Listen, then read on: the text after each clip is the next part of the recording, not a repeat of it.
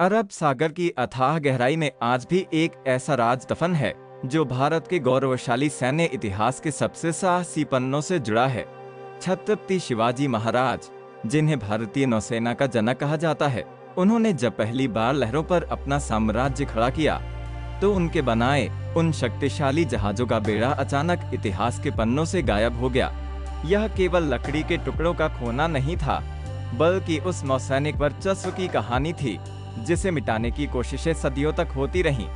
17वीं सदी का दौर था जब मुगलों, बीजापुर के आदिल शाह और अंग्रेजों जैसी विदेशी ताकतों के लिए समंदर पर राज करना एक सपना था।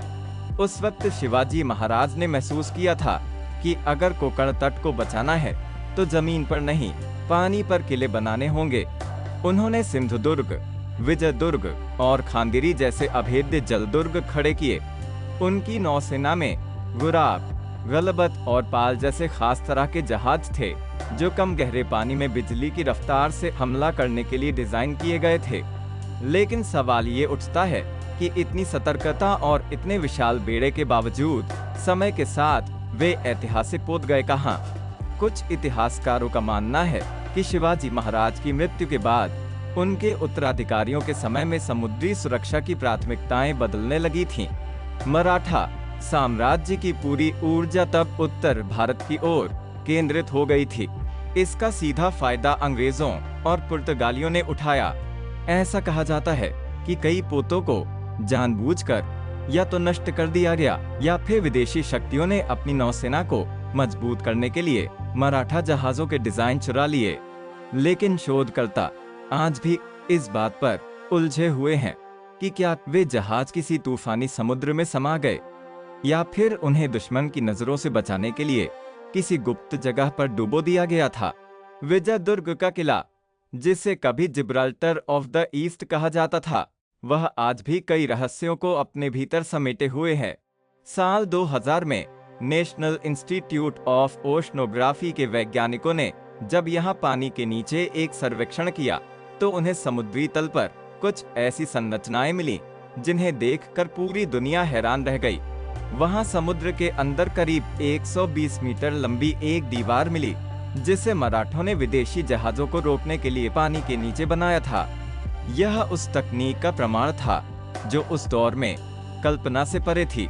लेकिन उस दीवार के पास बहुत से ऐसे मलबे मिले जो स्पष्ट रूप से मराठा काल के पोतों के होने की पुष्टि करते हैं। क्या वे जहाज युद्ध में डूबे थे या उन्हें दुश्मनों के हाथ लगने से बचाने के लिए खुद मराठा सैनिकों ने ही जल समाधि दे दी थी? ऐतिहासिक दस्तावेज बताते हैं कि शिवाजी महाराज के बाद आने वाले पेशवाओं के समय में नौसेना का बजट धीरे धीरे कम होता गया और जब ब्रिटिश ईस्ट इंडिया कंपनी ने अपनी पकड़ मजबूत की तो उन्होंने मराठा बेड़े को एक बड़ा खतरा मानते हुए उसे व्यवस्थित तरीके से खत्म करने की रणनीति अपनाई। इतिहासकारों में इस बात पर मतभेद है कि क्या कोई खास खजाना या गुप्त दस्तावेज उन गायब पोतों में मौजूद थे जिन्हें अंग्रेज किसी भी हाल में हासिल करना चाहते थे। एक लोक कथा यह भी है कि उन पोतों में मराठा साम्राज्य की समुद्री रणनीति का ब्लूप्रिंट था जिसे महाराज के सबसे भरोसेमंद एडमिरल कान्होजी आंग्रे ने अपनी अंतिम सांस तक गुप्त रखा था।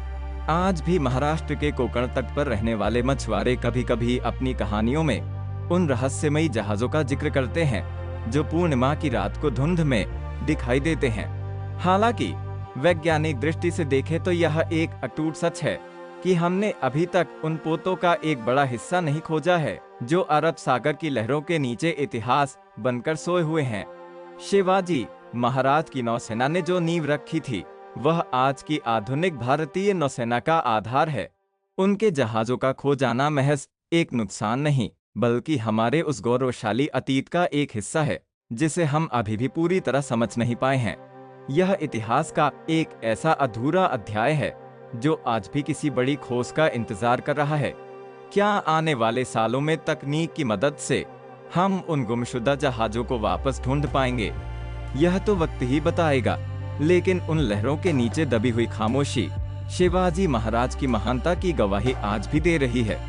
अगर आपको यह अनसुना इतिहास पसंद आया हो तो ऐसे ही इतिहास के पन्नों से जुड़ी अन्य कहानियों के लिए चैनल को सब्सक्राइब करें। इस वीडियो को लाइक करें और अपने दोस्तों के साथ शेयर जरूर करें।